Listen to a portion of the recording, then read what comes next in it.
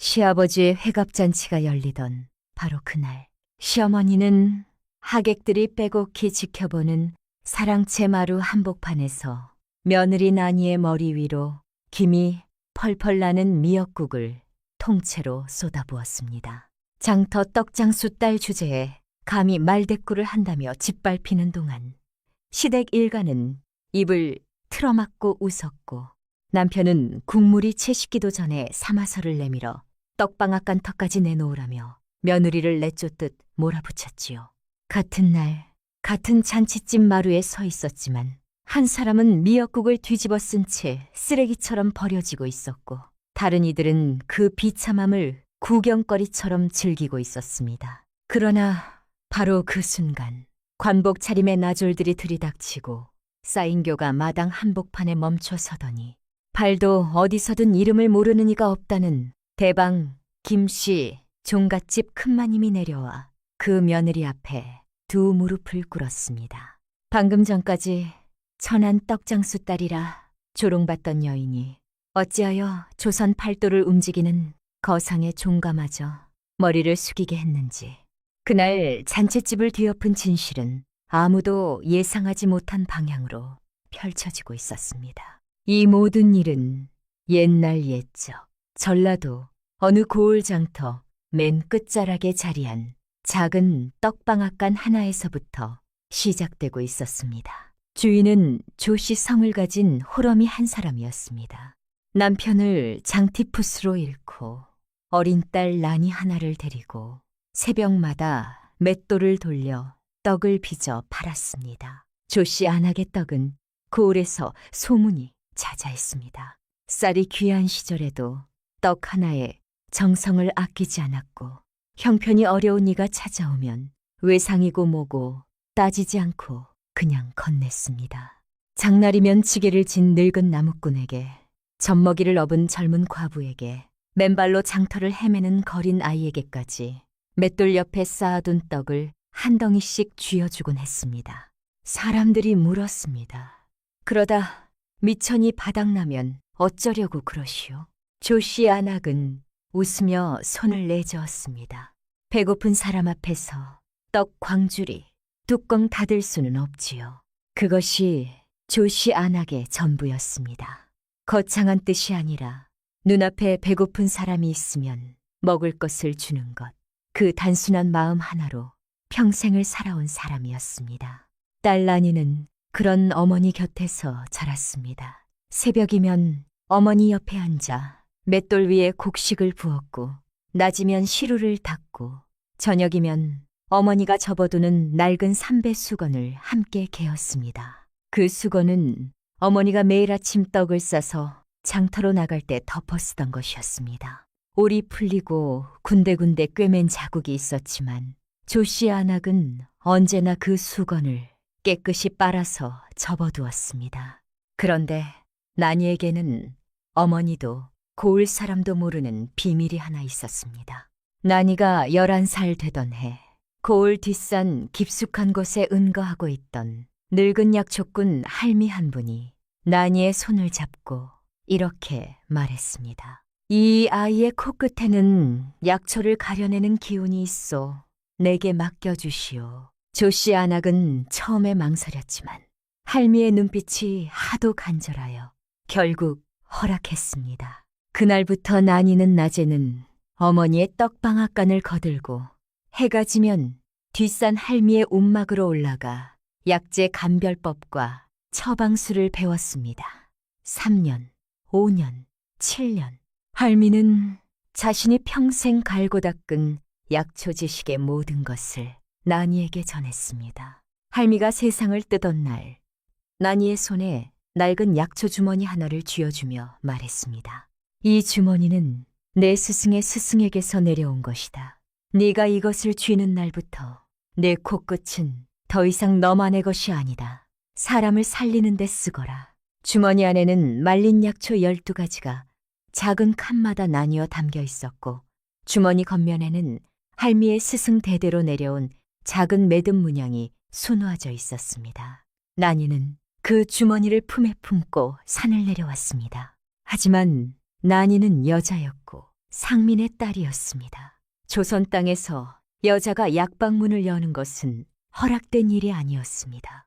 난이는 약초 주머니를 깊이 감추고 어머니의 떡방앗간을 거두는 평범한 안악으로 살았습니다. 다만 이따금 고을에 급한 병자가 생기면 남들 모르게 밤중에 찾아가 약을 지어주곤 했습니다. 그 솜씨를 아는 사람은 고을 전체를 통틀어 손에 꼽을 만큼 적었습니다.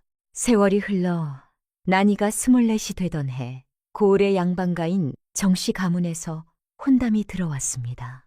정씨 가문의 외아들 태주는 한약방을 운영하고 있었고 고을 안에서 제법 이름이 알려진 젊은 약제사였습니다.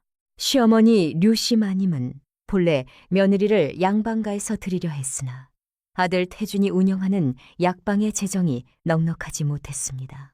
난이 어머니가 장터 떡방앗간과 함께 가지고 있는 터전이 약방을 확장하기에 딱 맞는 자리라는 소문이 류씨 마님의 귀에 들어간 것이 혼담의 진짜 이유였습니다.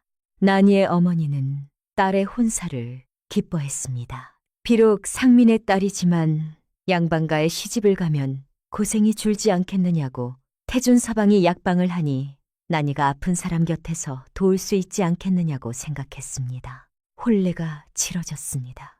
난이가 정씨 가문의 기와집에 들어서던 날 시어머니 류씨 마님은 마당 한가운데 서서 난이를 위아래로 훑어보며 말했습니다. 장터 떡장수 딸을 드리는 것이니 집안에 누가 되지 않도록 입조심, 몸조심해라. 첫마디부터 난이의 출신을 못 박은 것이었습니다. 난이는 고개를 깊이 숙였습니다. 그날부터 난이의 시집살이가 시작되었습니다. 류시마님은 난이를 며느리가 아니라 종년처럼 부렸습니다. 새벽에 일어나 마당을 쓸고 아궁이에 불을 떼고 밥을 짓고 빨래를 삶고 약방의 약재를 다듬는 것까지 난이의 하루는 해가 뜨기 전에 시작되어 해가 진 뒤에야 끝이 났습니다. 밥상을 차려도 류시마님은 늘 흠을 잡았습니다. 국이 짜다, 찌개가 텁텁하다, 밥알이 질었다. 난이가 어떤 상을 차려도 한마디 칭찬 없이 꾸중만 돌아왔습니다.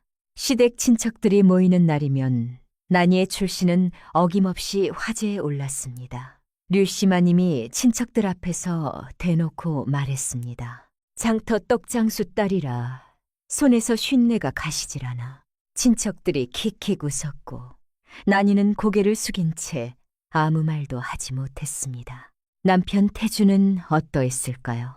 처음에는 그래도 아내에게 부드러운 말 한마디쯤 건넬 때가 있었습니다. 그러나 시간이 갈수록 태준의 태도가 변하기 시작했습니다. 어머니 앞에서 난이를 감싸면 어머니의 성질이 자신에게로 쏟아진다는 것을 알게 된 뒤부터 태준은 아내 편을 드는 것을 완전히 그만두었습니다. 아내를 향한 시선은 점점 차가워졌고 나중에는 난이를 아내라기보다 약방에 허드렛 일을 하는 사람쯤으로 대하기에 이르렀습니다. 그래도 난이는 참았습니다. 이를 악물고 견뎠습니다. 어머니가 새벽마다 맷돌을 돌리며 말하던 것을 기억하고 있었기 때문입니다. 사람한테 따뜻한 거 건네는 게 제일 어렵고 제일 값진 거다. 난이는 그 말을 가슴에 품고 시어머니의 구박 속에서도 약방을 찾아오는 환자들에게 따뜻한 물 한 사발이라도 건네고 아이를 데리고 온 어미에게 겉보선을 빌려주고 밤늦게까지 약재를 손질해 두었습니다. 아무도 알아주지 않는 일이었지만 난이는 그것이 어머니로부터 물려받은 자신의 방식이라 믿었습니다. 그렇게 6년이라는 세월이 흘렀습니다. 그리고 난이의 시집살이 6년째 되던 해 시아버지 정령감의 회갑잔치가 열렸습니다. 정씨 가문의 기와집은 아침부터 잔치상 준비로 붐볐고 고을 양반가의 하객들이 줄지어 몰려왔습니다. 난이는 새벽부터 부엌에 매달려 상을 차리고 손님 맞이를 하고 술상을 돌리며 쉴 틈 없이 움직였습니다. 잔치가 한창 무르익어 가던 그때였습니다. 난이가 류씨 마님에게 미역국 그릇을 올리는 순간 마님의 눈이 매섭게 가늘어졌습니다. 이것이 미역국이냐, 빨래물이냐. 마님이 목소리를 높이자 하객들의 시선이 일제히 쏠렸습니다. 난이는 고개를 숙이며 낮게 대답했습니다. 어머님, 다시 끓여 올리겠습니다. 그 한마디가 류씨 마님의 분노에 불을 붙였습니다. 마님의 입꼬리가 실룩거리더니 얼굴 전체가 분노로 일그러졌습니다. 마님은 난이가 차려온 미역국 뚝배기를 움켜쥐었습니다. 아직 김이 피어오르는 뜨거운 국물이 출렁이는 뚝배기를 맨손으로 들어올린 것이었습니다. 이 더러운 년, 장터 떡장수 딸 아니랄까봐 입맛이 천해. 마님의 날카로운 고함이 잔칫집 전체에 울려 퍼졌습니다. 하객들이 일제히 고개를 돌렸지만 류씨 마님은 아랑곳하지 않았습니다. 오히려 주변의 시선을 즐기기라도 하듯 뚝배기를 난이의 머리 위로 높이 치켜들며 소리쳤습니다. 감히 시어미 앞에서 입을 놀려. 그 순간 뜨거운 미역국이 난이의 정수리 위로 한꺼번에 쏟아졌습니다. 걸쭉한 국물이 머리카락을 타고 이마를 적시고 눈 위를 지나 볼을 타고 줄줄 흘러내렸습니다. 미역줄기가 어깨에 걸려 축 늘어졌고 기름기 도는 국물이 목덜미를 타고 등 줄기까지 스며드는 동안 저고리가 순식간에 갈색으로 물들어 버렸습니다. 뜨거운 기운이 두피를 화끈거리게 데웠지만 난이는 비명 한 번 지르지 않았습니다. 난이가 그 순간 유일하게 한 행동이 있었습니다. 국물이 쏟아지는 와중에도 품 안에 넣어두었던 어머니의 삼배 수건을 급히 꺼내어 등 뒤로 감싼 것이었습니다. 자기 몸은 국물로 젖어도 괜찮으니 어머니의 마지막 유품만큼은 더럽혀지지 않게 지키고 싶었던 것입니다. 그 모습을 보면서도 류시마님은 비열한 승리감에 도취하여 콧방귀를 뀌었습니다. 마치 당연한 일을 했다는 듯 당당하기까지 한 표정이었습니다. 주변에 서 있던 시댁 식구들은 어떠했을까요? 한 명도 말리지 않았습니다. 오히려 미역국에 젖어 서 있는 난이를 보며 서로 눈짓을 주고받았습니다. 시댁 친척 하나가 팔짱을 끼고 코웃음을 치며 중얼거렸습니다. 배운 게 없으니 입맛도 그 모양이지. 그 말에 다른 시댁 식구 몇몇이 킥킥 웃었습니다. 시아버지의 회갑잔치 자리에서 며느리가 뜨거운 국물을 뒤집어 쓰고 서 있는데 그 광경을 보며 웃음을 터뜨린 것이었습니다. 잔칫집은 더 이상 경사의 자리가 아니었습니다. 한 여자를 공개적으로 짓밟는 현장이 되어버린 것이었습니다. 마루 위에는 미역국이 웅덩이를 이루었고 그 위로 난이의 저고리에서 떨어지는 국물 방울이 뚝뚝 소리를 냈습니다.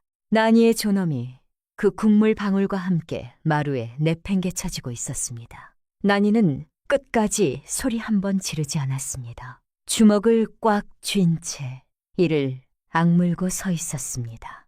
국물인지 눈물인지 분간할 수 없는 것이 턱끝에서 뚝뚝 떨어졌지만 고개를 숙인 난이의 두 손은 등 뒤의 삼배 수건만을 꼭 움켜쥐고 있었습니다.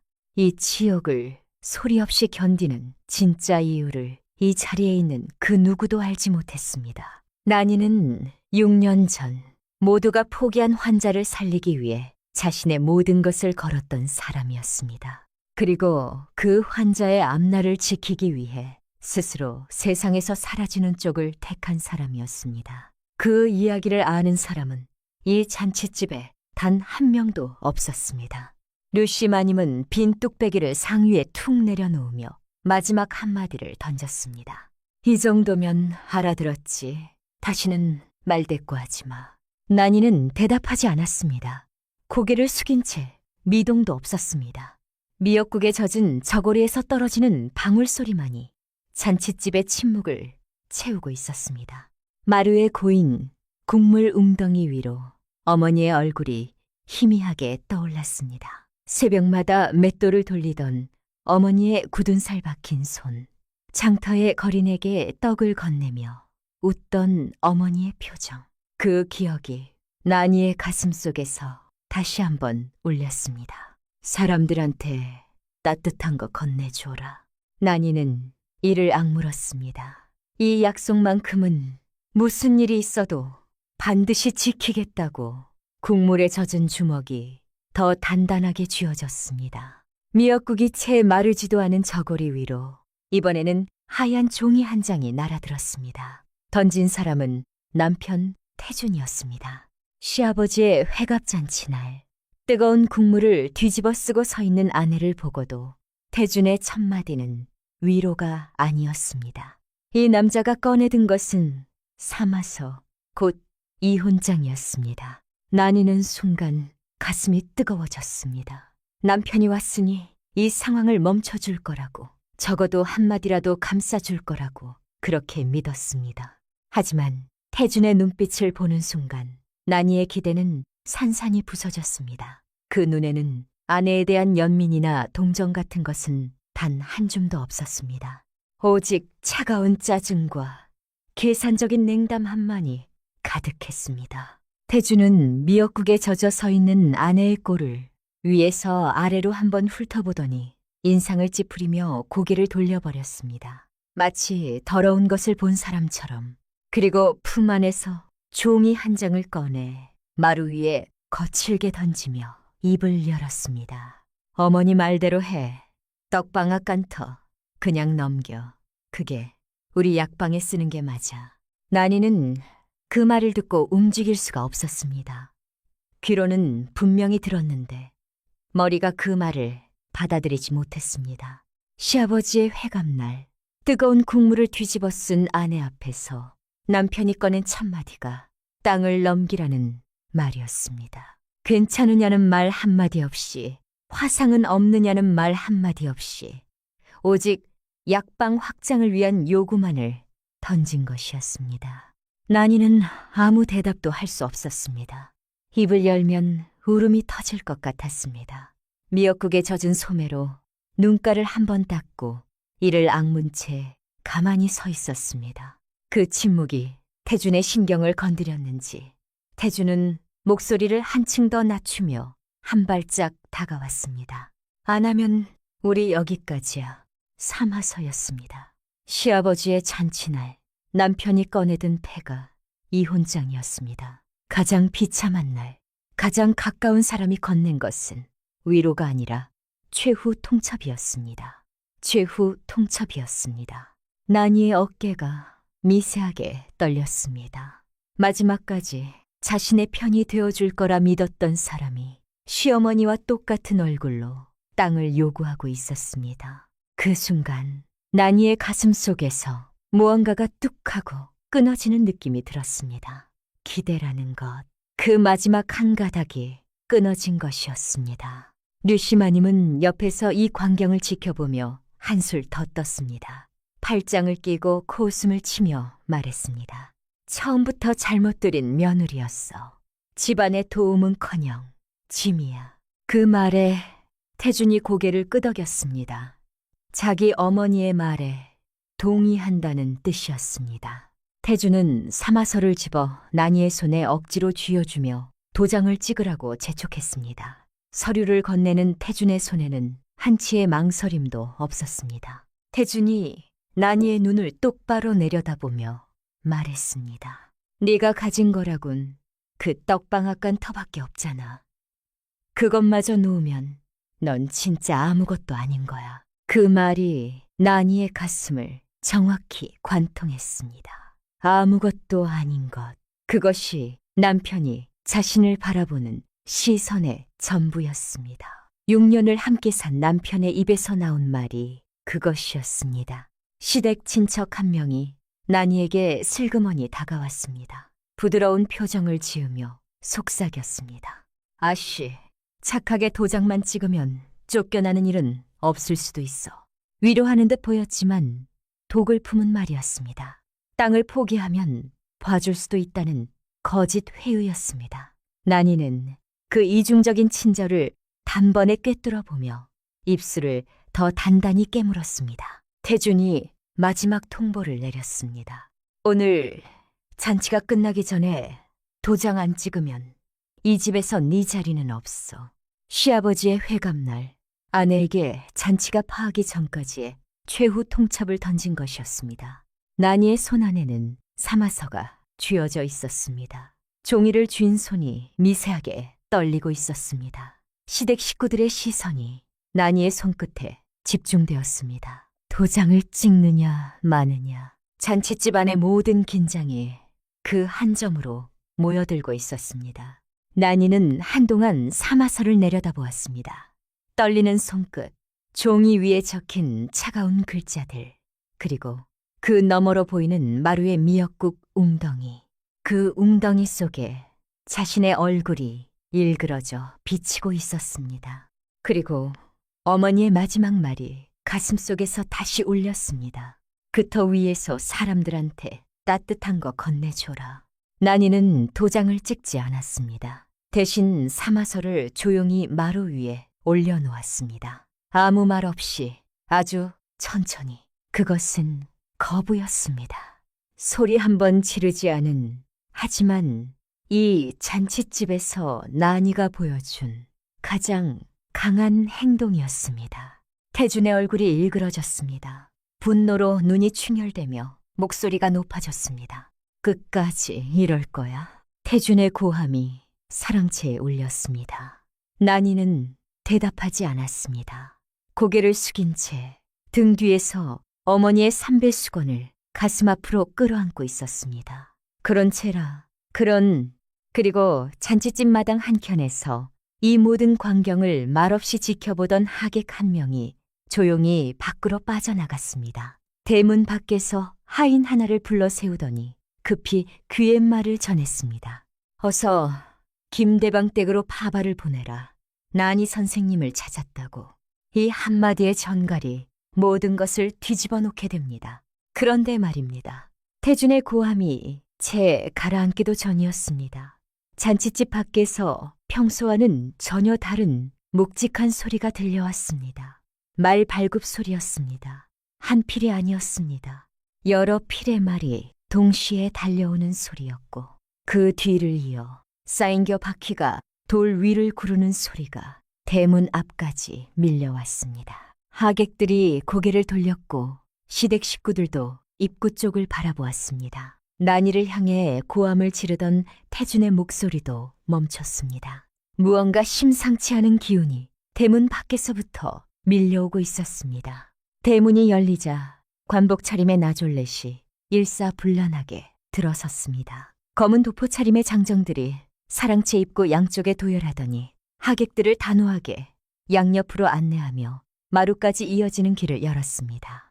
불과 몇 순 만에 잔치집 전체가 삼엄한 호위 아래 놓였습니다. 장터 상인 할머니 한 분이 나졸의 어깨 너머로 밖을 내다보다가 옆 사람의 소매를 잡아당기며 속삭였습니다. 저거 한양에서 내려온 교자 아니에요? 도대체 누가 오는 거래요?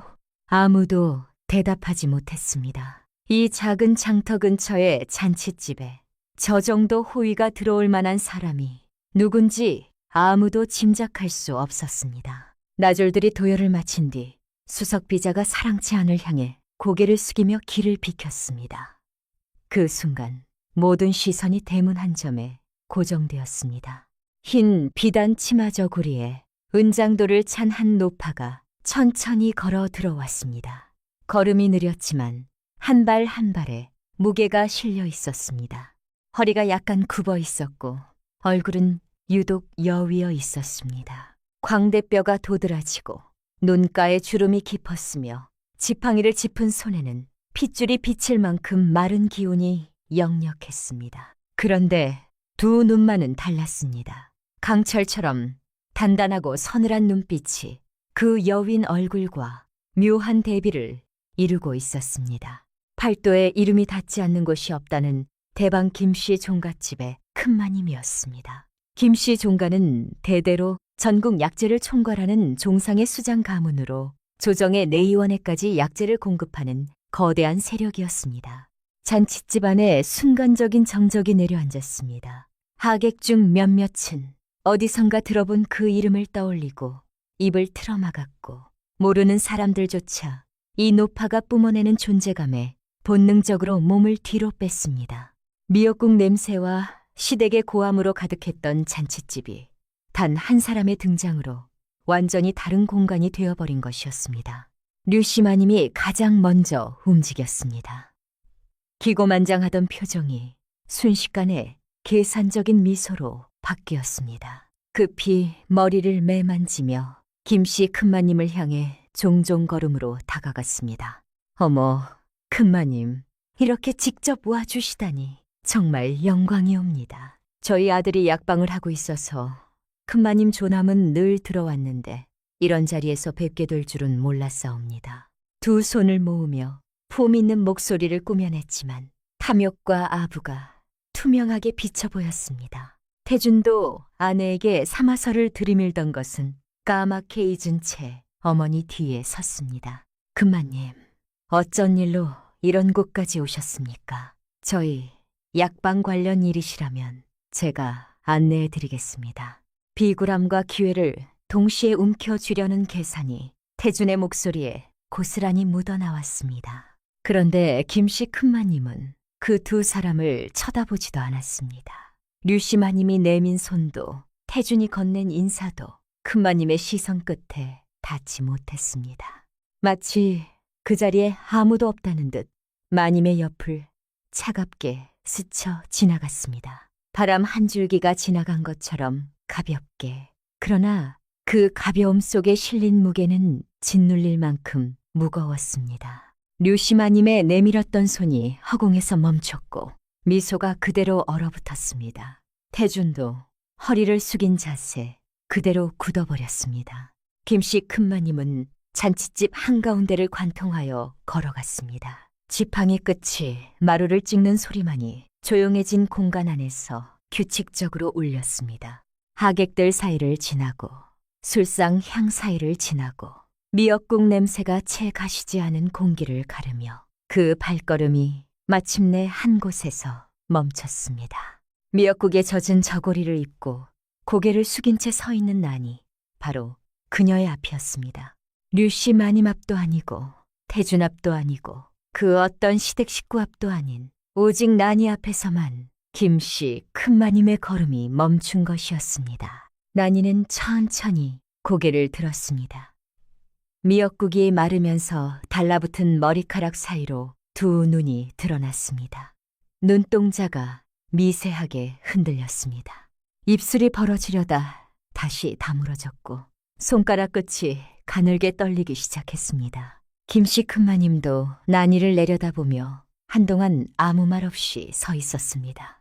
올라오는 미역국 냄새, 볼 위의 눈물 자국, 턱 끝에서 떨어지는 국물 방울까지.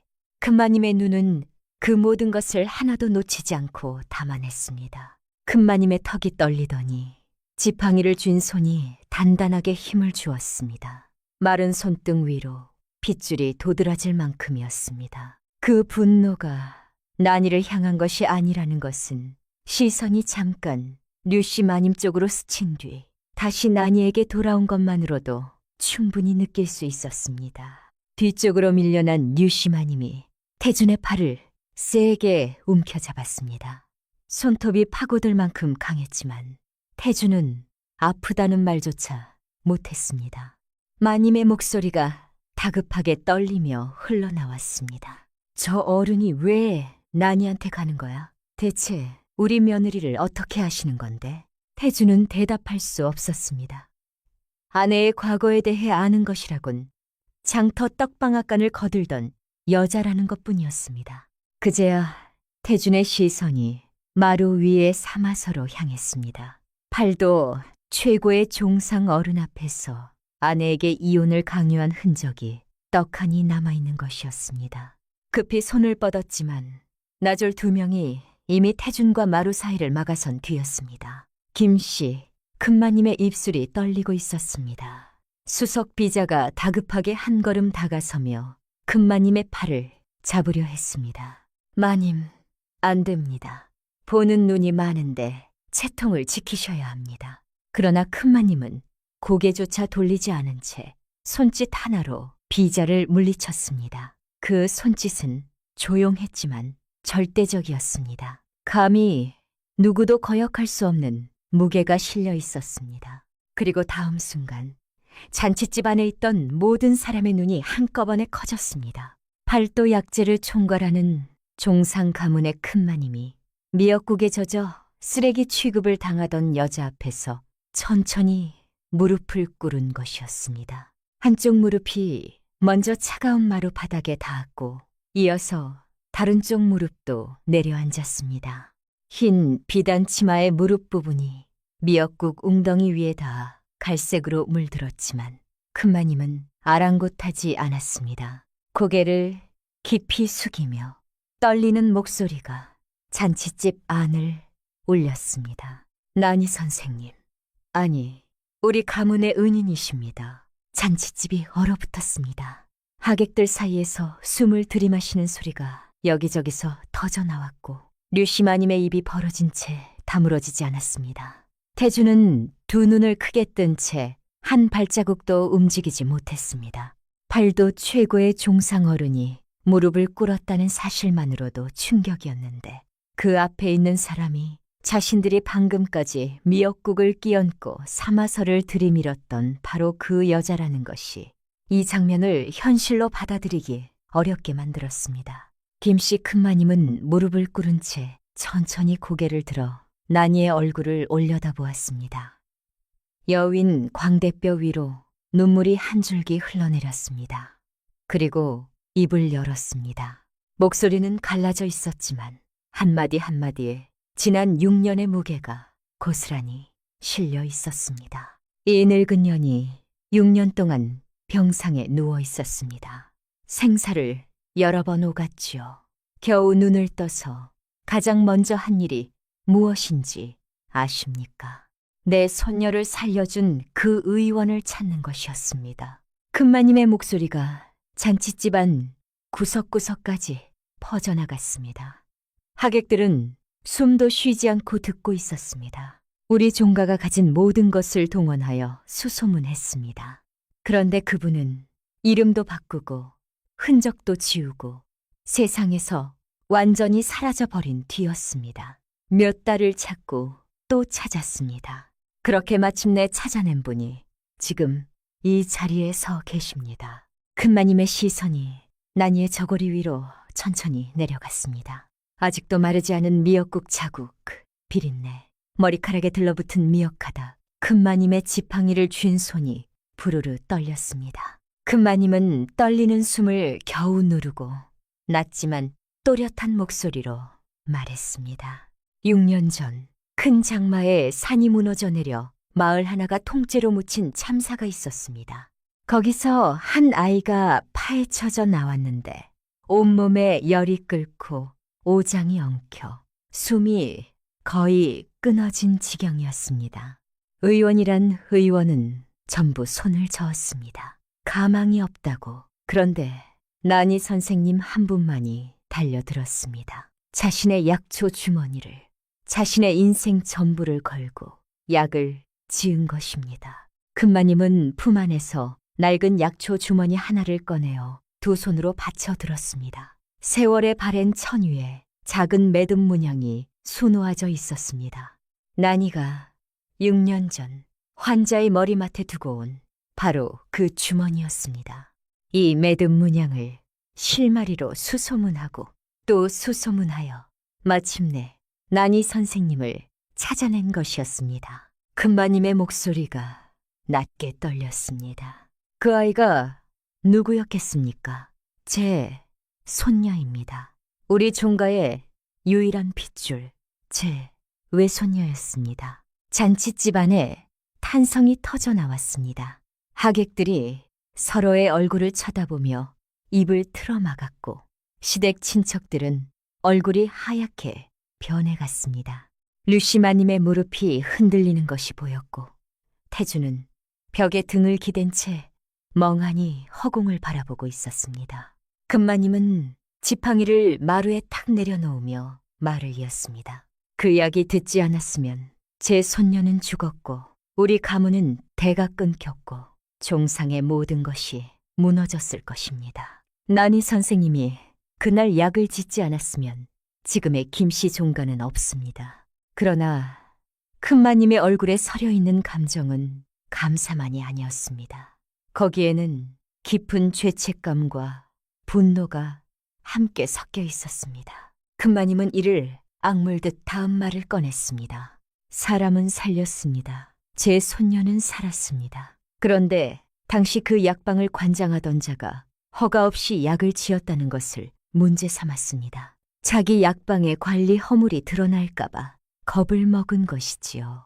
게다가 살린 아이가 김씨 종가의 핏줄이라는 것이 알려지면 종상 전체가 흔들리고 후계에 문제가 생길 수 있다는 것을 빌미로 삼았습니다. 큰마님의 목소리가 낮아지며 분노가 배어나왔습니다. 그자가 난이 선생님에게 뭐라고 했는지 아십니까? 입을 열면 그 아이의 앞날이 무너진다. 네가 말하는 순간 그 아이의 후계 자격이 사라진다. 이렇게 협박한 것입니다. 잔치집안이 숙연해졌습니다. 큰마님의 말 한마디 한마디가 떨어질 때마다 하객들의 표정이 충격에서 분노로, 분노에서 비통함으로 바뀌어 갔습니다. 난이 선생님은 자기가 살린 아이의 앞날이 자기 해명 때문에 망가지는 것을 참아볼 수 없었던 것입니다. 그래서 모든 것을 받아들였습니다.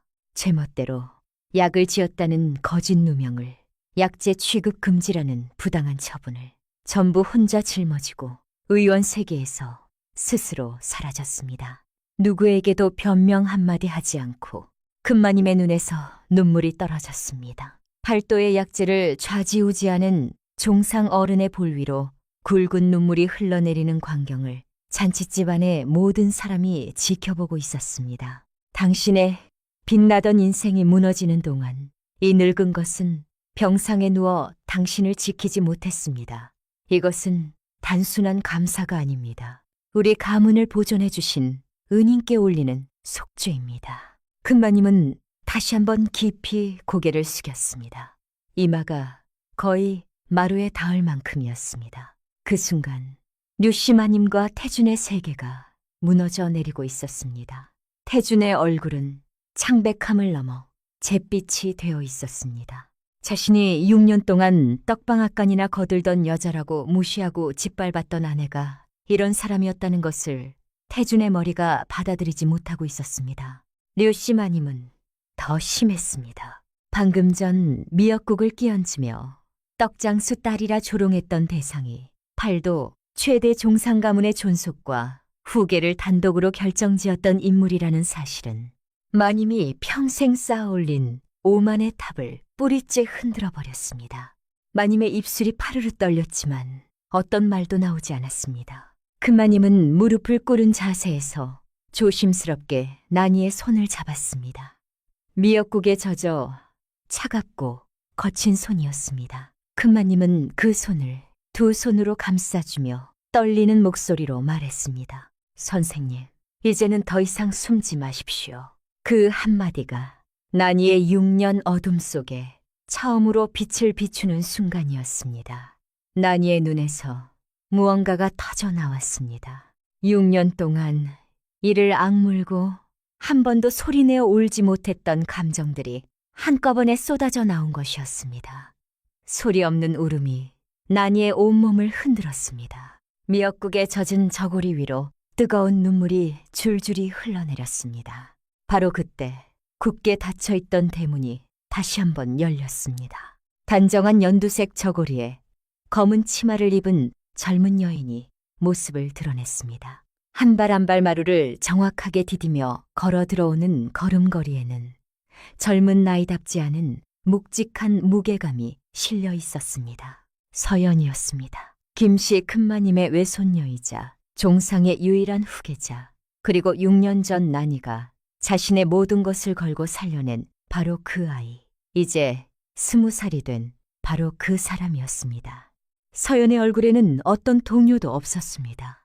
다만 잔칫집 안을 훑는 시선이 난이에게 닿는 순간 단단했던 눈가가 미세하게 떨리기 시작했습니다.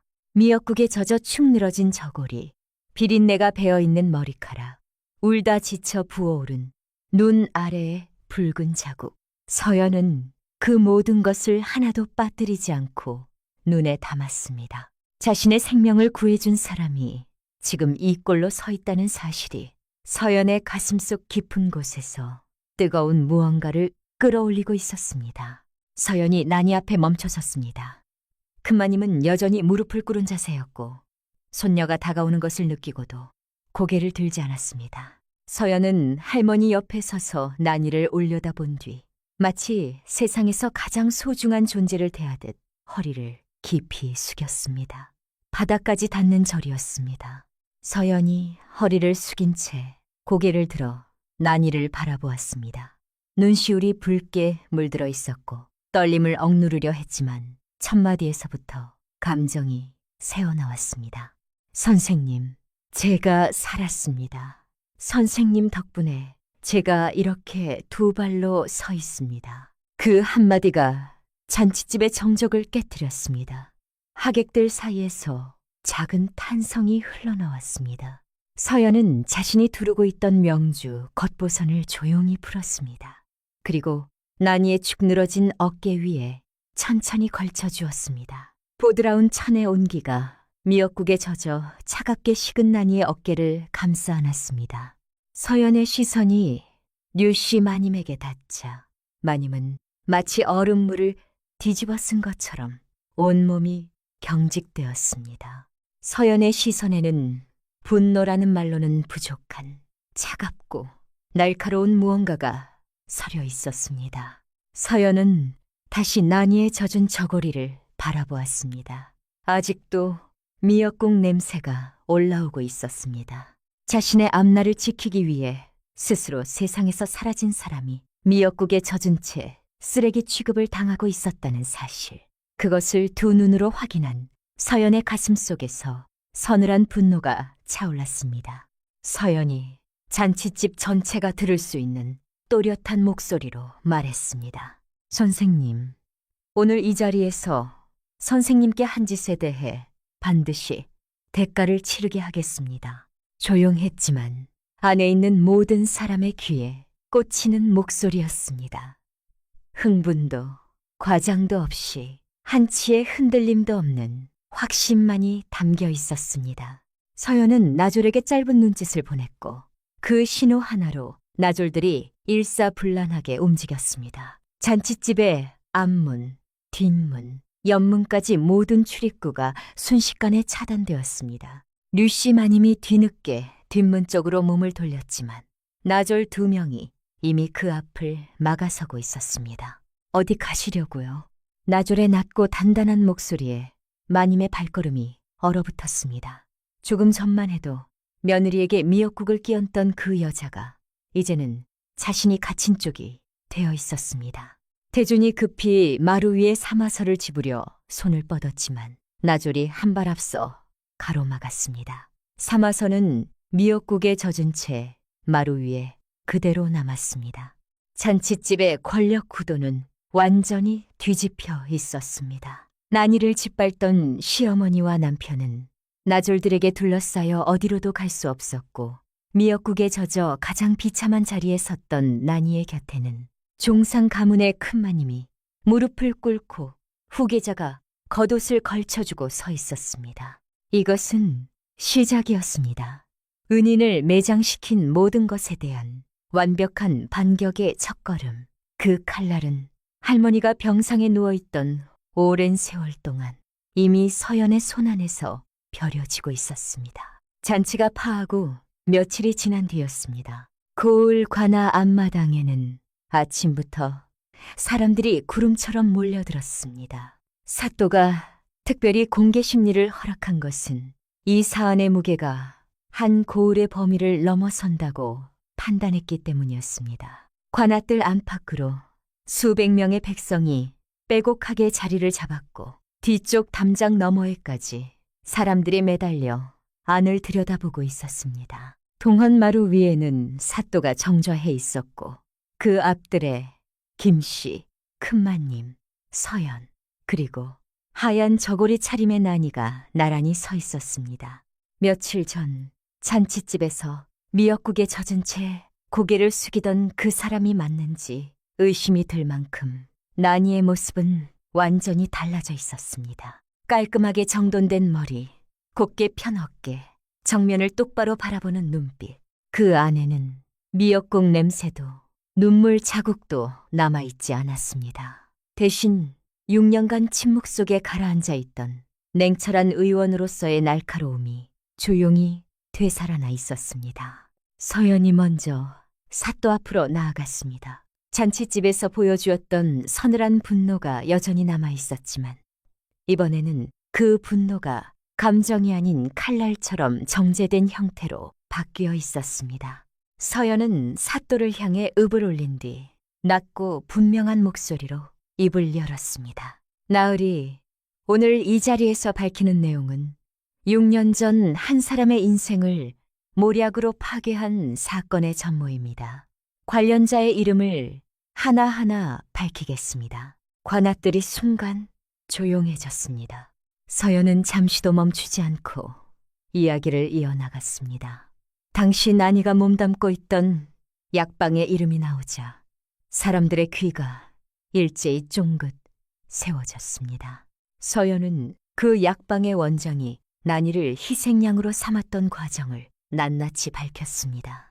증거로 내놓은 것은 당시 약방 내부에서 오간 서신 묶음과 류시마님이 그 원장 측과 수차례 접촉한 정황이 담긴 기록이었습니다. 서연의 입에서 6년 전 벌어진 일의 전모가 풀려나왔습니다. 당시 원장은 허가 없이 약을 지은 것이 밖에 알려지면 약방의 관리 허물이 드러날 것을 두려워했고 살린 아이가 김씨 종가의 핏줄이라는 사실이 알려지면 종상 전체가 흔들릴 것을 빌미로 사람을 살린 의원에게 침묵을 강요한 것이었습니다. 결국 나니는 제멋대로 약을 지었다는 조작된 누명을 뒤집어 쓰고 약재 취급 금지 처분을 받아들인 채 의원 세계에서 사라졌습니다. 서연은 여기서 멈추지 않았습니다. 이 모략의 이면에 시댁 가문이 간접적으로 공모했던 정황을 공개했습니다. 류시마님이 원장 측과 주고받은 서신, 약재 금지 과정에 개입한 정황을 보여주는 은자 거래 내역이 사또 앞에 펼쳐졌습니다. 뜰 안에서 웅성거림이 터져나왔고 뒤쪽에 서 있던 백성들이 앞으로 밀려들며 목을 빼고 귀를 기울였습니다. 서연이 어깨를 곧게 세운 채 사또를 정면으로 바라보았습니다. 목소리에는 단 한 줌의 망설임도 없었습니다. 선생님을 매장시킨 자들 한 명도 남기지 않고 관의 심판 아래 세우겠습니다. 관련자 전원에 대한 고발장은 이미 관찰사 어른께 접수되었습니다. 관아들의 무거운 정적이 내려앉았습니다. 서연의 선언이 단순한 분노가 아니라 수년간 준비한 절차의 최종 통보라는 것을 사또도 직감했습니다. 서연은 할머니가 병상에 누워있던 세월 동안 독자적으로 증거를 추적해왔으며 나니의 소재가 확인된 시점에는 이미 상당 부분이 완료된 상태였습니다. 서연이 물러서고 뜰 안의 시선이 자연스럽게 옆으로 이동했습니다. 나니가 자리에서 천천히 앞으로 나섰습니다. 미역국에 젖은 저고리 대신 하얀 저고리를 입고 고개를 숙인 채 삼배 수건만 움켜쥐던 모습 대신 수백 명의 백성을 정면으로 마주하며 선 나니의 눈빛에는 6년간 봉인해 두었던 의원으로서의 정체성이 선명하게 되살아나 있었습니다.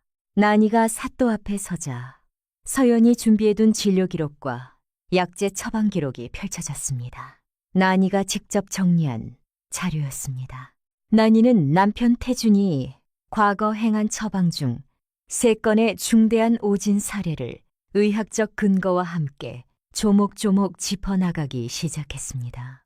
첫 번째 사례에서는 환자의 증세를 잘못 읽어 엉뚱한 약재를 처방함으로써 병세를 악화시킨 과정을 진료 기록으로 증명했습니다. 두 번째 사례에서는 급한 환자의 처치 시기를 놓쳐 환자가 평생 후유증을 안게 된 경위를 시간대별로 정확하게 밝혀냈습니다. 세 번째 사례까지 설명이 이어지는 동안 나니의 목소리는 단 한 번도 흔들리지 않았습니다. 감정적이지 않았습니다. 오히려 그 차분함이 내용의 무게를 더욱 무겁게 만들었습니다. 설명을 마친 난이는 잠시 말을 멈췄습니다. 관아들 전체가 숨을 죽였습니다. 난이는 여전히 차분하지만 6년간 삼켜왔던 무언가가 한 겹 묻어나는 목소리로 입을 열었습니다. 이 사람은 저를 떡방앗간이나 거두는 여자라 불렀습니다. 관아들이 완전히 고요해졌습니다. 하지만 진짜 무능한 사람이 누구였는지 기록이 말해줍니다. 그 한마디가 뜰 안의 공기를 완전히 바꿔놓았습니다. 분노도 원한도 아닌 오직 사실만으로 구성된 반박할 수 없는 진실의 칼날이었습니다. 나니의 발언은 단순한 폭로가 아니었습니다. 6년간 침묵을 강요당했던 의원이 자신의 실력 하나로 남편이 쌓아올린 가짜 권위를 정면에서 해체하는 순간이었습니다. 이 순간 나니는 더 이상 누군가에게 구원받는 사람이 아니었습니다. 자신의 입으로, 자신의 실력으로, 자신의 이야기를 직접 써내려가는 사람으로 비로소 우뚝 선 것이었습니다.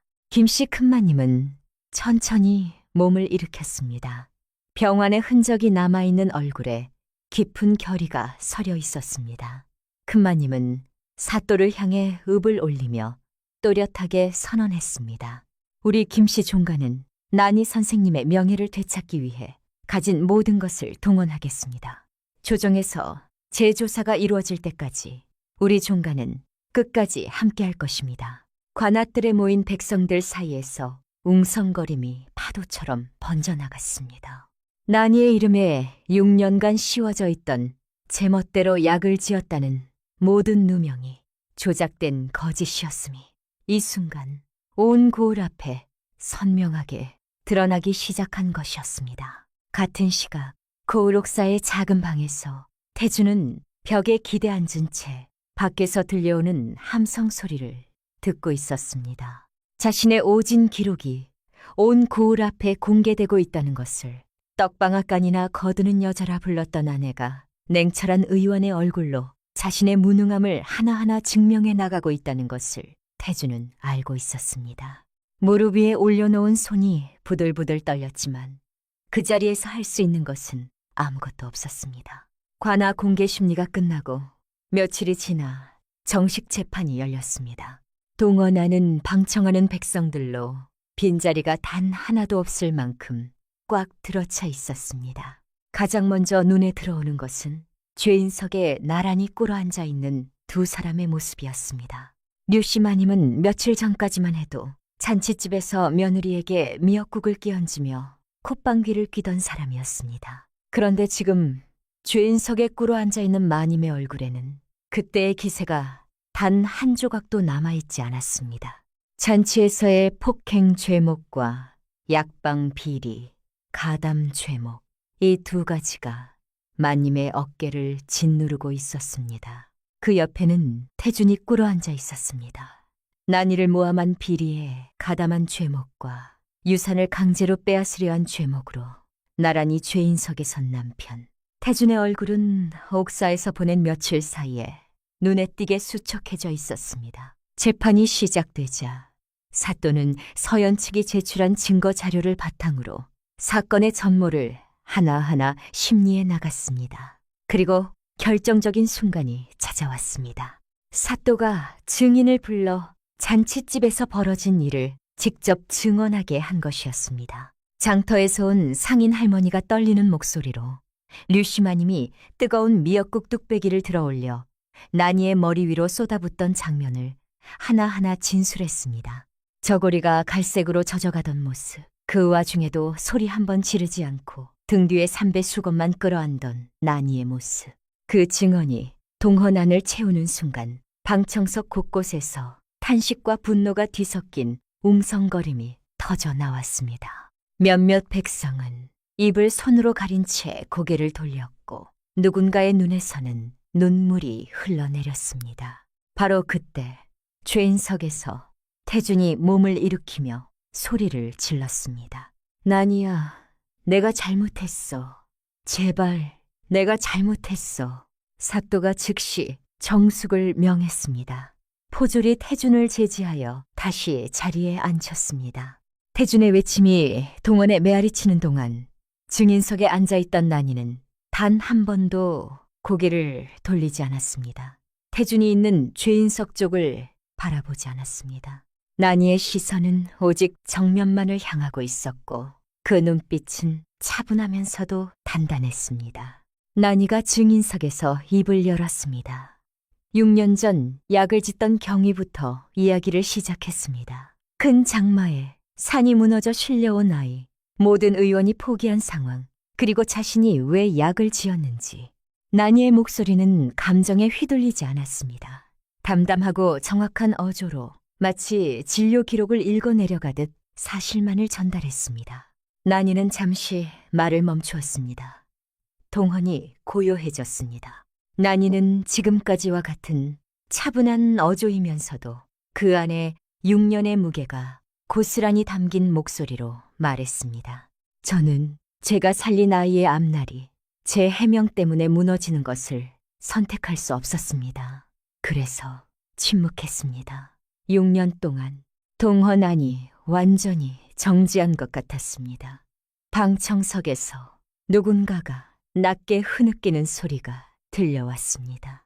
난이의 진술은 어떤 과장도 호소도 없이 오직 사실만으로 이루어져 있었지만 바로 그 담담함이 동원에 있는 모든 사람의 가슴을 가장 깊이 파고들었습니다.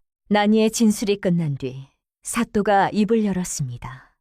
사또는 죄인석을 향해 무거운 시선을 보내며 또렷하게 말했습니다. 죄인들의 행위는 한 의원의 생을 조직적으로 파괴한 것이다.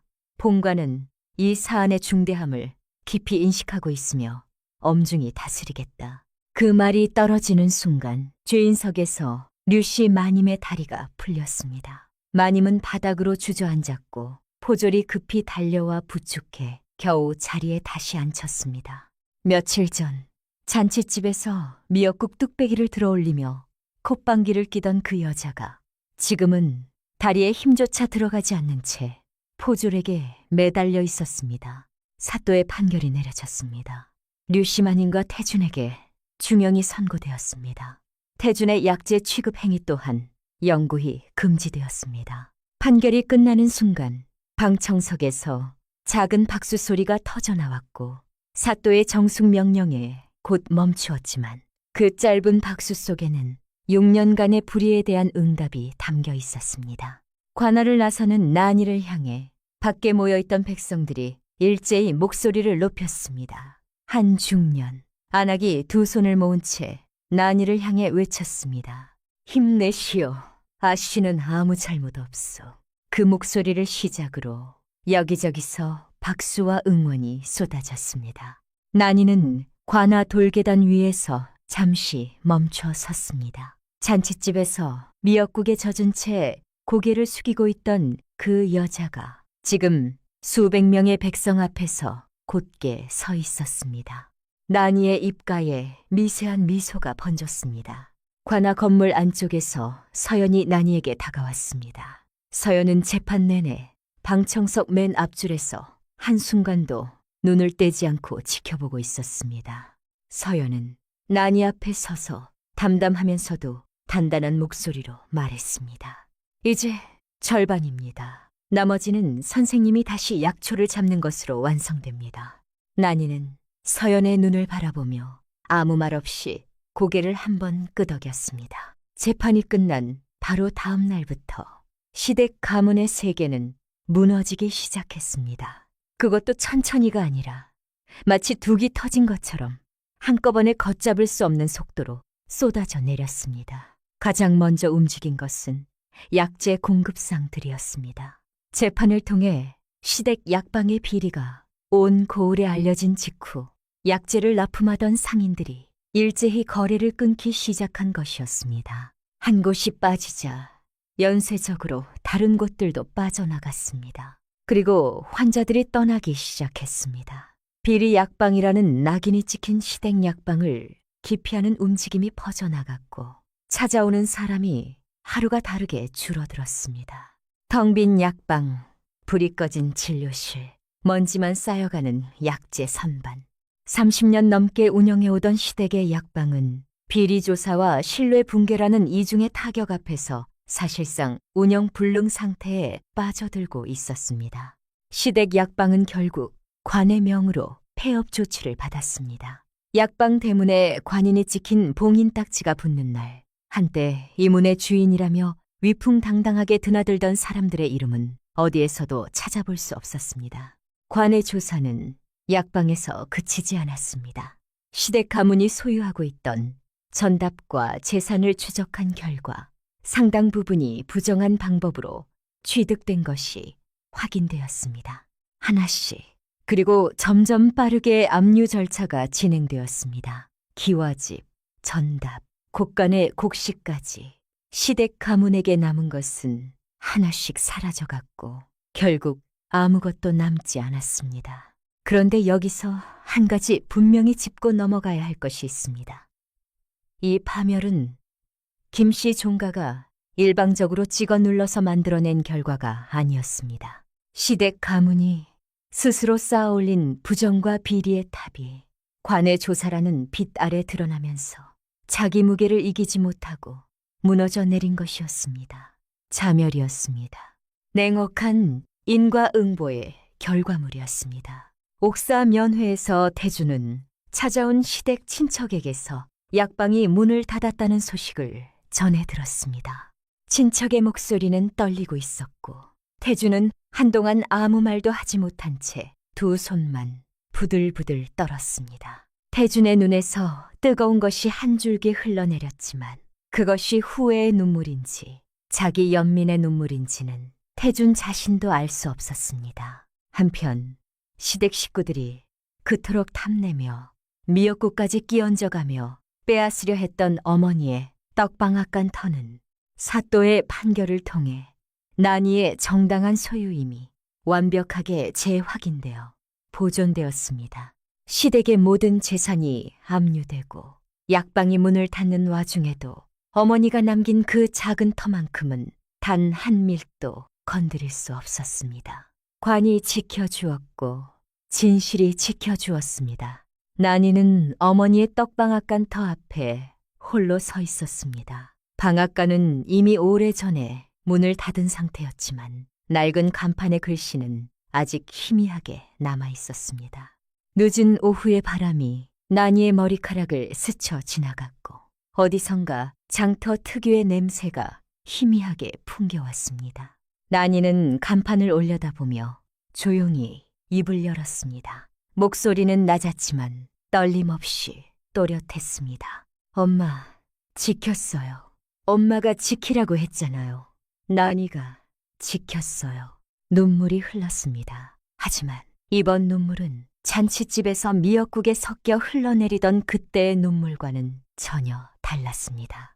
뜨겁고 가볍고 마침내 무거운 짐을 내려놓은 사람만이 흘릴 수 있는 안도의 눈물이었습니다. 그리고 이제 이야기의 무게는 파멸에서 복원으로, 어둠에서 빛으로 천천히 옮겨가기 시작하고 있었습니다. 하늘은 보고 계셨습니다. 시댁 약방에 봉인 딱지가 붙고 열흘이 지난 어느 오후 김씨 종가 법률 담당에게 관찰사의 공식 통첩이 도착했습니다. 난이의 약재 취급 금지 처분은 조작된 사유에 근거한 부당한 처분이므로 즉시 해제한다는 내용이었습니다. 그 한 줄의 문장이 6년간 멈춰있던 난이의 시간을 다시 움직이게 만들었습니다. 소식을 전해 들은 난이는 마루에 그대로 주저앉았습니다. 다리에 힘이 빠진 것이 아니었습니다. 6년이라는 무게가 가슴 위로 한꺼번에 무너져 내렸기 때문이었습니다. 약초 주머니를 빼앗기던 그날 밤, 텅 빈 약방에서 혼자 주머니 끈을 조이며 삼킨 울음소리가 귀에 울렸고 장터에서 어머니 옆에 앉아 맷돌을 돌리며 흘렸던 눈물의 짠맛이 혀끝에 번졌습니다. 그 모든 기억이 한꺼번에 밀려와 난이의 두 눈에서 뜨거운 물방울이 쉬지 않고 흘러내렸습니다. 서연이 조심스럽게 다가와 난이 앞에 무릎을 낮추었습니다. 그녀의 눈도 붉게 물들어 있었지만 입가에는 흔들림 없는 미소가 걸려 있었습니다. 선생님, 6년을 기다리셨잖아요. 이제 진짜 돌아가시는 겁니다. 낮고 따뜻한 목소리였지만 마지막 음절이 미세하게 갈라졌습니다. 서연은 품 안에서 무언가를 꺼냈습니다.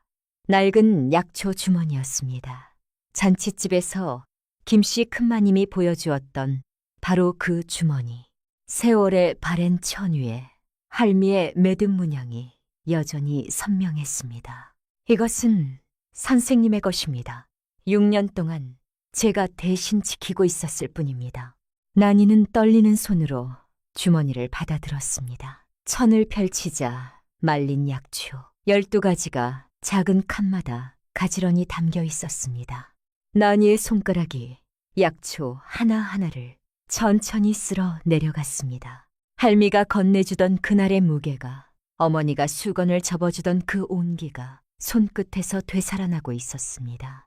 난이는 아무 말 없이 천천히 고개를 끄덕였고 그 작은 움직임 안에 감사와 결의와 두려움이 한데 엉켜 있었습니다. 그러나 약재 취급 허가가 돌아왔다고 해서 곧바로 약을 잡을 수 있는 것은 아니었습니다. 6년의 공백은 단순한 숫자가 아니었습니다. 의술은 멈추지 않고 발전해왔고 무엇보다 난이의 손이 문제였습니다. 허가 해제 이틀 뒤 난이는 김씨 종가가 마련한 약방에 처음 발을 들였습니다. 하얀 저고리를 6년 만에 다시 입고 약방 문 앞에 서는 순간 천근의 무게가 예전과는 전혀 다르게 느껴졌습니다. 난이는 깊은 숨을 한 번 내쉬고 약초 주머니를 펼쳤습니다. 약초를 집어든 순간이었습니다. 손끝이 가늘게 떨리기 시작한 것입니다. 6년 전 죽어가는 아이의 곁에서 실수 없이 약을 지었던 바로 그 손이 약초 하나를 잡는 것만으로 진동을 일으키고 있었습니다. 난이는 약초를 내려놓고 자신의 손바닥을 천천히 펼쳐보았습니다. 떨림이 멈추지 않았습니다. 가슴 한쪽이 서늘하게 식어갔습니다. 이 손으로 정말 다시 사람의 맥을 짚을 수 있을까? 6년이라는 시간이 기술만 녹슬게 한 것이 아니라 자기 자신에 대한 확신까지 갉아먹었다는 사실을 난이는 그제야 마주했습니다. 그날부터 석 달간의 집중 수련이 시작되었습니다. 매일 아침 해가 뜨기 전에 도착하여 밤이 깊어서야 돌아가는 생활이 반복되었습니다. 약재를 감별하고 처방을 짤 때마다 손끝의 떨림이 결과를 흔들었고 난이는 이를 악물며 다시 약초를 집어들었습니다. 새벽 숙소에서 이불에 얼굴을 묻고 소리 없이 우는 밤도 적지 않았습니다. 그래도 다음 날이면 어김없이 약방 문을 열었습니다. 6년 전 모두가 포기한 자리에서 홀로 약을 지었던 사람이 이 떨림 앞에서 무릎 꿇을 수는 없었습니다. 수백 번씩 반복한 훈련이 손의 기억을 조금씩 되살렸습니다. 떨림의 폭이 줄어들고 정밀도가 올라갔습니다. 얼어붙은 땅 아래에서 싹이 돋듯 잠들어 있던 감각이 한 겹씩 깨어나고 있었습니다. 수련 80일째 되던 날이었습니다. 가장 어려운 중증 처방 연습을 마친 뒤 난이는 두 손을 펼쳐 바라보았습니다. 떨림이 사라져 있었습니다. 완전히 사라져 있었습니다. 약초를 쥔 손가락은 6년 전보다 더 정확하게 움직이고 있었습니다. 뜨거운 눈물이 소리 없이 볼을 타고 흘러내렸습니다. 돌아왔어요. 엄마, 나 돌아왔어요. 거의 들리지 않을 만큼 작은 목소리였지만 텅 빈 방 안에서 그 한마디는 어떤 선언보다 무겁게 울렸습니다. 복귀 첫 진료는 김씨 종가 약방에서 진행되는 중증 환자의 처방이었습니다. 진료 당일 아침 약방 앞에 선 난이의 눈빛에는 6년 전과 다른 빛이 서려 있었습니다. 천재라 불리며 거칠 것 없던 그때의 눈이 아니라 바닥을 찍고 기어 올라온 사람만이 품을 수 있는 묵직한 단단함이었습니다. 약방 문이 열리고 난이가 들어서자 보조 약재사들 전원이 고개를 숙여 인사했습니다. 처방은 4시즌 동안 이어졌습니다. 난이의 손끝에서는 한 번의 떨림도, 한 번의 망설임도 나타나지 않았습니다. 석 달간 반복한 훈련이 손에 새겨져 있었고, 6년 전의 감각은 녹슨 것이 아니라 더 깊은 곳에서 기다리고 있었을 뿐이었습니다. 마지막 처방을 마치고 환자의 맥이 안정되자 약방 안에 짧은 정적이 내려앉았고, 그 정적을 깨뜨린 것은 보조 약제사들의 박수였습니다. 약방 밖에서 내 시진을 기다리던 서연은 성공 소식에 아무 말 없이 고개를 숙이며 깊은 숨을 내쉬었습니다. 자신의 생명을 살렸던 바로 그 손이 오늘 또 한 사람의 맥을 되살렸다는 사실이 말로는 담을 수 없는 무게로 가슴을 채워왔습니다. 약방에서 나온 난이를 맞이한 것은 예상치 못한 풍경이었습니다. 복도 양쪽으로 젊은 의원들과 약제사들이 줄지어 서서 박수를 보내고 있었습니다.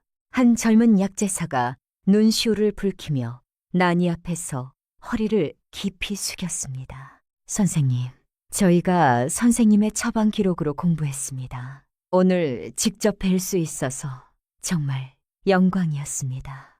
떨리는 목소리 속에 진심이 가득했습니다. 난이는 미소를 짓지 못하고 입술을 꽉 깨물었습니다. 웃으면 울음이 터져 나올 것 같았기 때문이었습니다. 그날 저녁 소식은 장터를 타고 고을 전체에 퍼져나갔습니다. 사람들은 수군거렸습니다. 6년 전 사라졌던 명의가 돌아왔다고. 김씨 큰마님은 종가 사랑방에서 소식을 전해 듣고 천천히 자리에서 일어났습니다. 두 눈에 눈물이 그렁그렁 맺혀 있었습니다. 저 사람이 우리 서연이를 살렸소. 그리고 오늘 또 한 사람을 살렸소. 낮고 깊은 목소리에 담긴 감사와 자부심이 조용한 방 안을 가득 채웠습니다. 난이를 모함했던 옛 약방 출신들은 고을 방방곡곡에 퍼진 소식 앞에 고개를 숙이고 6년 전의 방관을 사죄했습니다. 떡방앗간이나 거두는 여자라는 말은 그 말을 뱉은 사람의 무지만을 증명하는 문장이 되었습니다. 난이는 김씨 약방을 통해 형편이 어려운 환자들을 위한 무상진료의 첫 번째 약방으로 이름을 올렸습니다. 어머니가 장터에서 이웃에게 떡을 건네던 바로 그 마음을 난이는 약방에서 약으로 이어가기 시작한 것이었습니다. 서연은 난이의 진료가 있는 날이면 어김없이 약방 밖에서 기다렸습니다. 진료를 마치고 나온 난이에게 따뜻한 차 한 잔을 건네며 조용히 말했습니다. 선생님, 오늘도 수고하셨습니다. 담담한 말투였지만 차를 건네는 손끝에 깊은 신뢰가 실려 있었습니다. 난이는 두 손으로 찻잔을 감싸주었습니다.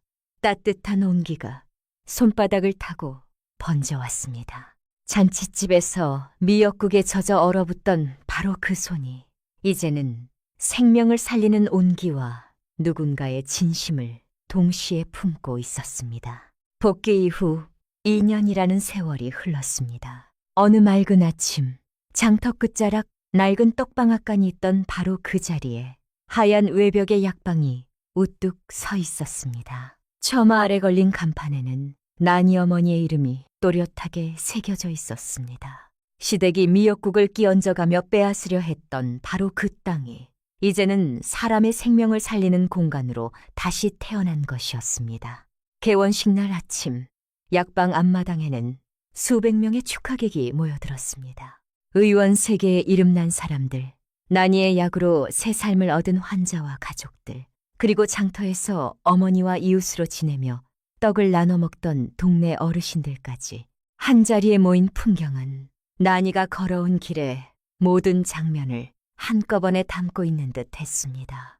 난이는 개원식이 시작되기 전 혼자서 약방 안으로 들어갔습니다. 안쪽 벽에는 작은 선반이 놓여 있었고 그 위에는 어머니가 생전에 쓰던 물건들이 가지런히 정리되어 있었습니다. 손때가 묻어 반들반들해진 낡은 떡시루, 올이 풀리고 군데군데 꿰맨 자국이 있는 삼배수건, 그리고 구겨진 종이 위에 어머니의 손글씨로 빼곡히 적힌 떡 빚는 법이 부드러운 빛 아래 놓여 있었습니다. 난이는 선반 앞에서 한동안 움직이지 못했습니다. 코끝에 어머니가 새벽마다 빚던 떡의 구수한 냄새가 어렴풋이 스쳐가는 것만 같았습니다. 난이는 수건의 손끝을 가만히 대며 낮은 목소리로 중얼거렸습니다. 엄마, 여기야. 엄마가 사람들한테 따뜻한 거 건네주던 바로 그 자리야. 나 약속 지켰어. 목소리가 떨렸지만 끝까지 또렷했습니다. 눈물이 볼을 타고 흘러내렸지만 난이는 닦지 않았습니다. 어머니의 종이 한 구석에 적혀있던 문장이 흐릿한 글씨 사이로 보였습니다. 난이가 좋아하는 콩떡 꼭 따뜻할 때 먹여야 함. 그 한 줄을 읽는 순간 난이의 가슴 안에서 뜨거운 것이 차올라 입술을 꽉 깨물어야 했습니다. 개원식이 시작되자 난이는 마당 앞에 서서 모인 사람들을 바라보았습니다. 하얀 저고리 위에 깨끗한 겉옷을 걸친 모습은 잔칫집에서 미역국에 젖은 저고리를 입고 고개를 숙이던 그때의 난이와 같은 사람이라고는 믿기 어려울 만큼 달라져 있었습니다. 난이는 잠시 숨을 고르고 입을 열었습니다. 이 자리에 서기까지 오래 걸렸습니다. 미역국에 젖은 저고리를 입고 잔칫집 마루에서 고개를 숙이던 날, 저는 제 인생이 끝났다고 생각했습니다. 하지만 어머니가 남겨주신 이 터가 저를 다시 일으켜 세웠습니다. 난이의 목소리는 처음에 조금 떨렸지만 한 문장 한 문장 이어갈수록 단단해졌습니다. 이제 저는 누구의 희생양도 아닌 난이 자신으로 살겠습니다. 마지막 말이 끝나자 마당에서 박수가 터져나왔고 그 박수는 오래도록 멈추지 않았습니다. 장터 어르신 한 분이 앞줄에서 손수건으로 눈물을 닦으며 연신 고개를 끄덕이는 모습이 보였습니다. 김씨 큰마님은 난이를 향해 허리를 깊이 숙이며 말했습니다. 우리 가문을 살린 영원한 은인 난이 선생님, 김씨 종가는 이 약방이 문을 여는 한 영원히 함께하겠습니다. 큰마님의 낮고 무거운 목소리가 마당에 퍼져나가자 다시 한번 깊은 박수가 울렸습니다. 서연은 환한 얼굴로 꽃 한 다발을 들고 난이에게 다가왔습니다. 걸음은 잔칫집에 처음 들어섰을 때처럼 묵직하고 단단했지만 표정은 그때와 완전히 달랐습니다. 분노와 비장함이 사라진 자리에 따뜻한 미소가 가득했습니다. 서연은 꽃을 건네며 난이의 눈을 바라보았습니다. 선생님, 앞으로도 함께하겠습니다. 선생님이 사람을 살리는 동안 저는 선생님 곁을 지키겠습니다. 서연의 목소리에는 은인에 대한 감사를 넘어 가장 어두운 시간을 함께 통과한 사람만이 가질 수 있는 깊은 신뢰가 배어 있었습니다. 난이는 꽃을 받아들며 작게 고개를 끄덕였고 두 사람의 시선이 잠시 마주치는 그 순간에는 말로 담을 수 없는 무언가가 조용히 흘렀습니다. 개원식이 끝난 뒤 마당에서는 작은 소동이 벌어졌습니다. 어머니와 같은 장터에서 장사를 하던 할머니 한 분이 보자기에 떡을 가득 싸들고 나타난 것이었습니다. 할머니는 난이를 보자마자 두 손을 꽉 잡으며 눈물을 글썽였습니다. 난이야, 네 엄마가 이거 보면 얼마나 좋아했을까. 엄마 떡방앗간 자리에 이런 큰 약방이 생기다니. 주름진 손으로 난이의 손등을 쓸어주는 할머니의 따스한 손길에 난이는 그만 눈물이 터져나왔습니다. 새벽마다 어머니와 나란히 앉아 맷돌을 돌리던 기억, 외상값을 갚지 못하는 이웃에게 어머니가 웃으며 손을 내저으며 괜찮다고 하던 그 표정이 선명하게 떠올랐기 때문이었습니다. 그날 저녁 소식은 장터를 넘어 고을 전체로 퍼져나갔습니다. 아직 형기가 남아있던 태주는 옥사에서, 류시마님은 따로 수감된 곳에서 그 소식을 전해 들었습니다. 자신들이 미역국을 끼얹고 떡장수 딸이라 조롱하며 빼앗으려 안간힘을 썼던 바로 그 터 위에 하얀 약방이 서 있다는 소식을 태주는 소식을 듣고 천천히 눈을 감았고 류시마님은 아무 말 없이 고개를 떨구었습니다. 모든 것을 잃고 나서야 자신들이 짓밟았던 사람의 진짜 크기를 비로소 알게 된 것이었습니다. 개원 첫날부터 약방에는 형편이 어려워 치료를 미뤄왔던 환자들이 찾아오기 시작했습니다. 난이는 무상진료의 첫 번째 환자를 직접 치료하며 어머니가 이웃에게 떡을 건네던 그 마음을 약으로 이어갔습니다. 진료를 마치고 나올 때마다 안쪽 선반 앞을 지나쳤고 그때마다 어머니의 수건이 눈에 들어왔습니다. 그럴 때면 난이는 속으로 조용히 인사했습니다. 엄마, 오늘도 한 명 살렸어요. 약방이 문을 연 지 한 달이 지나자 벽 한쪽에는 환자들이 보내온 감사의 글과 꽃이 가득 쌓이기 시작했습니다. 어머니의 떡 시루 옆에 놓인 그 편지들은 어머니가 이웃들에게 받았던 고마움의 말들과 닮아 있었습니다. 난이는 그 편지들을 읽을 때마다 가슴이 따뜻해지는 것을 느꼈고 이 공간이 단순한 약방이 아니라 어머니의 사랑이 새로운 형태로 살아 숨쉬는 곳이 되어가고 있다는 것을 실감했습니다. 매일 아침 난이는 약방으로 향했습니다. 어머니가 새벽마다 떡방앗간 문을 열던 것처럼 난이도 새벽빛이 채 가시지 않은 시간에 약방에 도착하여 하루를 시작했습니다.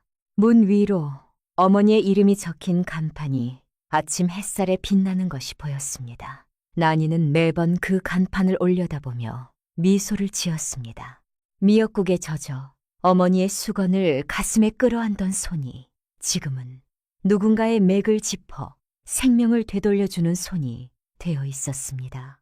미역국으로 얼룩졌던 한 여자의 전설은 어머니의 사랑이 깃든 그 터 위에서 가장 따뜻하고 웅장한 결말을 맞이했습니다. 하늘은 보고 계셨으니 가장 깊은 어둠 속에서도 뿌리를 지킨 사람은 반드시 다시 피어나는 법이었습니다.